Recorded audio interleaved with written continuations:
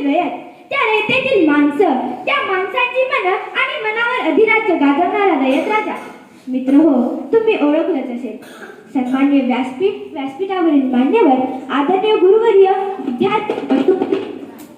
मी सांगू हायस्कूल सांगू इयत्ता 7वी क ची विद्यार्थिनी आपल्यासमोर विषय मांडते. छत्रपती राजर्षी शाहू महाराज. लोकराजा छत्रपती राजर्षी शाहू महाराज. गोरगरिबांच्या झोपडीमध्ये ज्ञानाचा दिवा पेटावा म्हणून एका दिव्याप्रमाणे तेवत राहणारा एक नंदादीप. सत्ता, संपत्ती, वैभव हे सर्व हाती असतानाही जनतेच्या कल्याणाची काळजी करणारा राजा भेटला.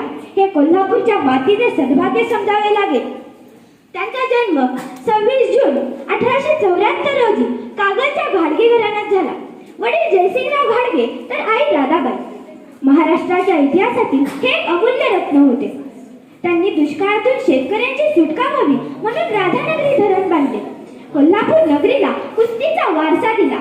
यासाठी खासबाग मैदानाची रचना केली.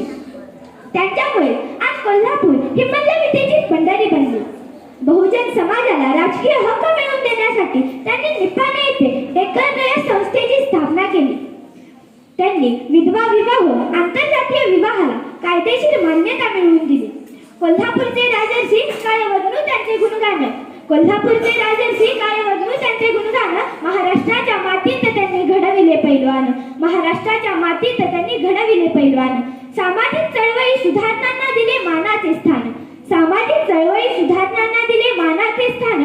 अशा या थोर छत्रपतींचा आम्हा सार्थ अभिमान. अशा या थोर छत्रपतींचा आम्हा सार्थ अभिमान. छत्रपती राजर्षी शाहू महाराज हे गोरगरिबांचे, दीनदलितांचे राजे होते. विद्वानांचे चाहते होते. कलावंतांचे त्राता होते. स्थिर चित्ताने धोरण आखणारे एक नेते होते. उच्चवर्गीय समाजाच्या गुलामगिरीतून गरिबांना मुक्त करणारे सत्ताधीश होते. मी आज या दिवशी छत्रपती राजर्षी शाहू महाराज यांच्या स्मृतीस वंदन करते व जाता जाता मला असे म्हणू इच्छिते. असा देह मिळावा चंदनासारखा झिजवावा. असा देह मिळावा चंदनासारखा झिजवावा. आयुष्य संपले तरी सुगंध दरवळत राहावा. आयुष्य संपले तरी सुगंध दरवळत राहावा. धन्यवाद.